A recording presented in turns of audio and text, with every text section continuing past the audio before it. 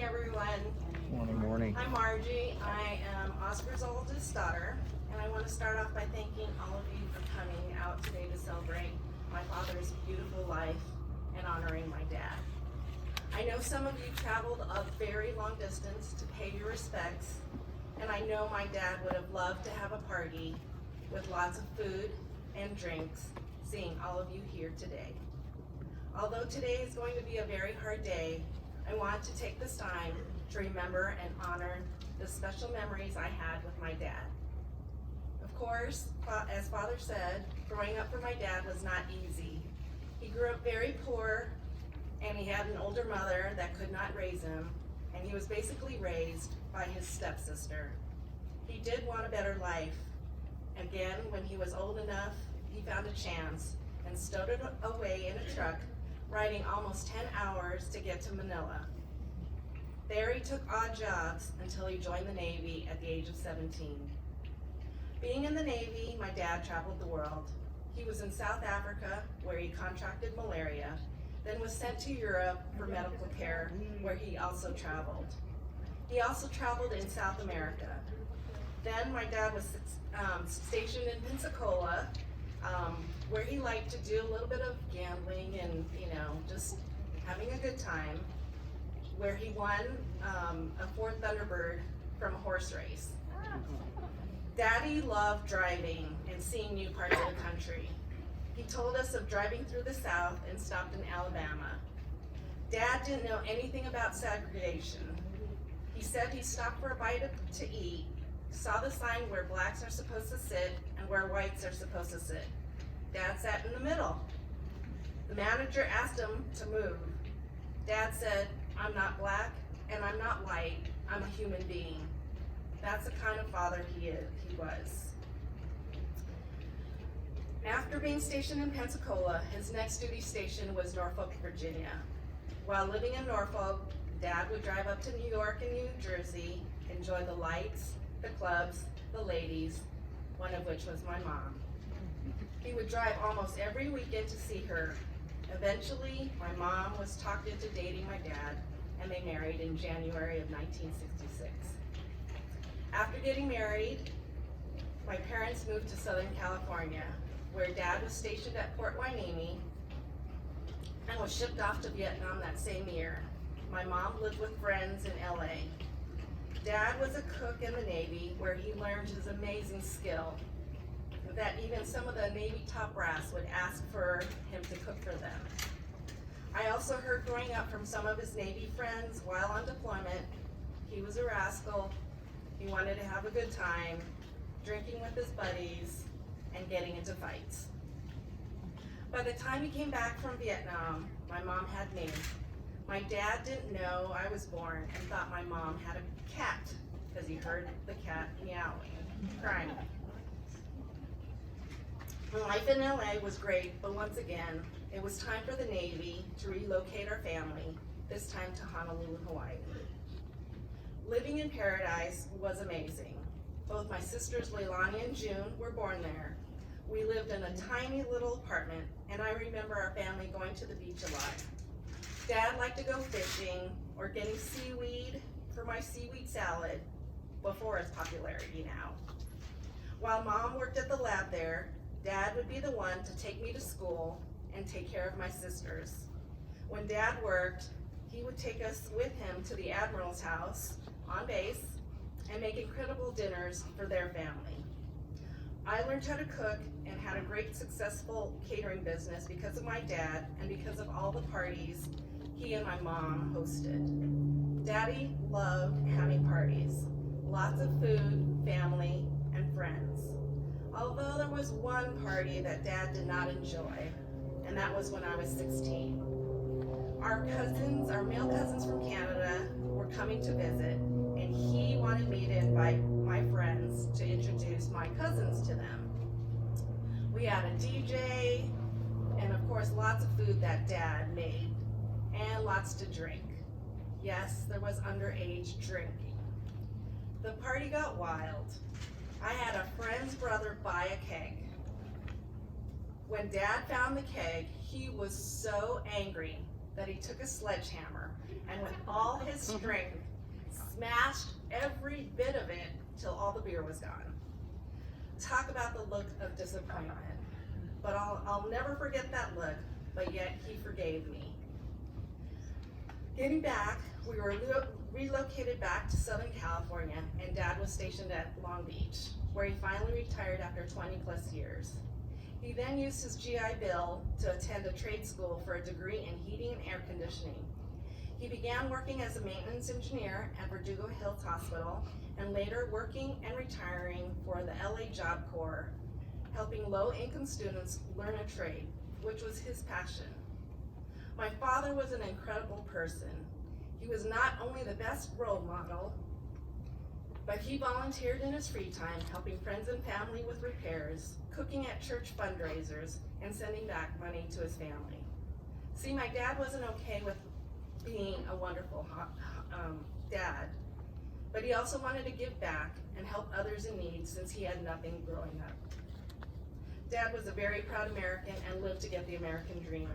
He bought many Ford cars, cash, not credit, and would buy and live in 3 houses here in the city of Glendale. He wanted his daughters to experience America, so we had many road trips driving all over the US, seeing all the state capitals and major tourist spots. We even drove to Montreal and to Edmonton, Canada. He loved taking us camping with a group of our friends from the rosary groups my parents were involved in. He encouraged us to see new things, try new foods, and visit new places. My dad was a very caring and loving man. When we lived in the house on Maple Street, about 3 blocks from Holy Family, where we went to school, I was playing basketball and sprained my ankle. Dad was called and he ran to the playground and carried me all the way home. Dad also helped my mom bring her brothers and cousins to the States, and some of them lived in our house for a while until they got on their feet. He loved all of my mom's family and being around them. Dad was a lighthearted person who enjoyed making others laugh and making sure they had plenty to eat and drink whenever you would come to the house, and always made sure you left with a plate. He was best known for his roast beef and baked Alaskan. Dad was so vigorous and full of life before he got sick. Dad was always there for us, opinionated, always ready to help, playful and grouchy when he was hungry and wanted things his way. It was sometimes hard to know because Dad rarely spoke of his own feelings. Just as quickly as he would show us he was happy, he would allow us to see him sad. I saw that when his mother passed. He helped me understand that men, especially fathers, experience the same emotions as everyone else. His love for his family, although almost never said in words, came through loud and clear in his actions. My dad spent a lot of time outdoors gardening, building cabinets, doing repairs, loved the casinos, and of course, playing lots of tennis. My dad also loved listening to music loudly and dancing. He loved life, his wife, children, grandchildren, and son-in-laws, whether we succeeded or failed in our endeavors.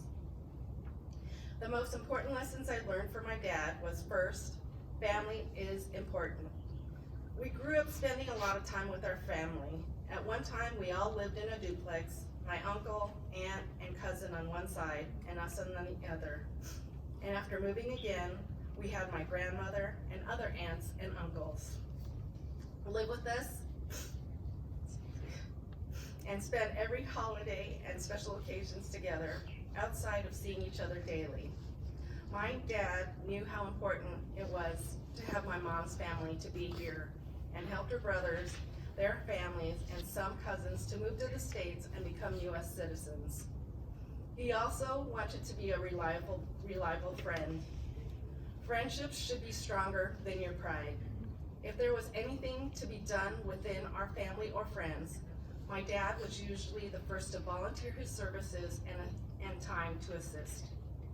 I witnessed a few of my dad's relationship trials and tribulations.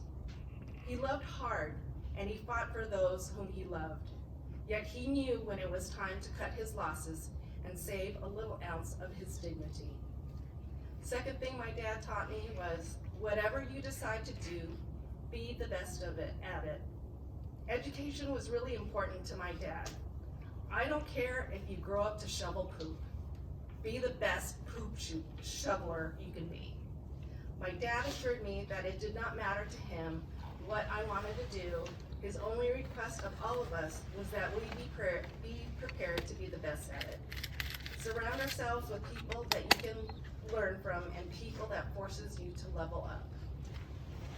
Dad was from the streets, but he was welcome everywhere. He was open to any new challenge or change, regardless of his background and skills.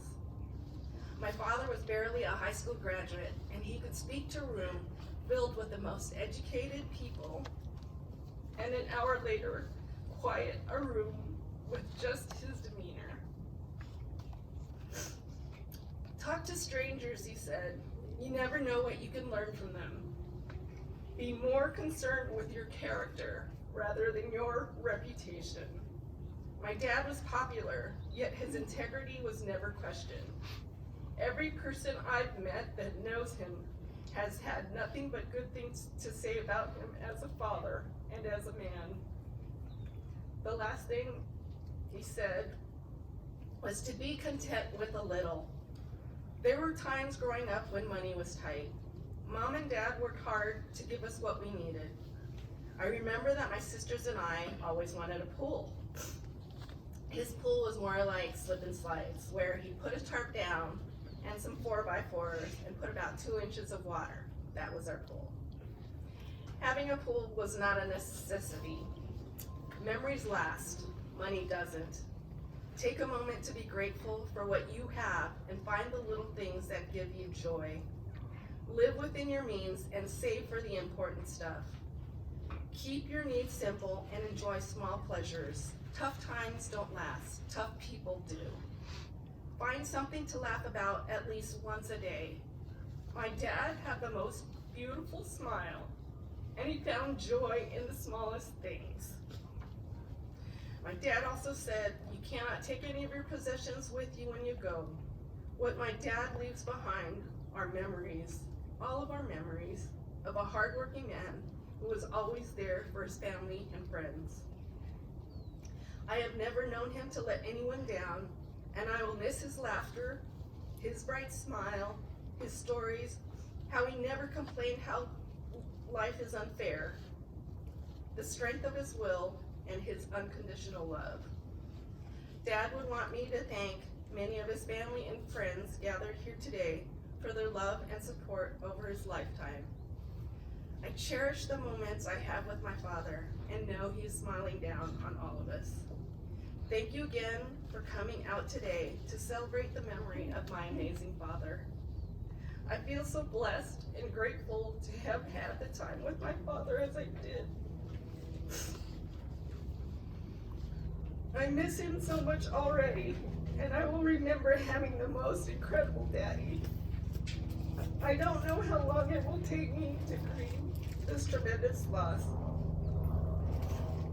but I also feel comfort knowing that he is no longer in pain. My father was the most important person in my life. His memory will forever carry on.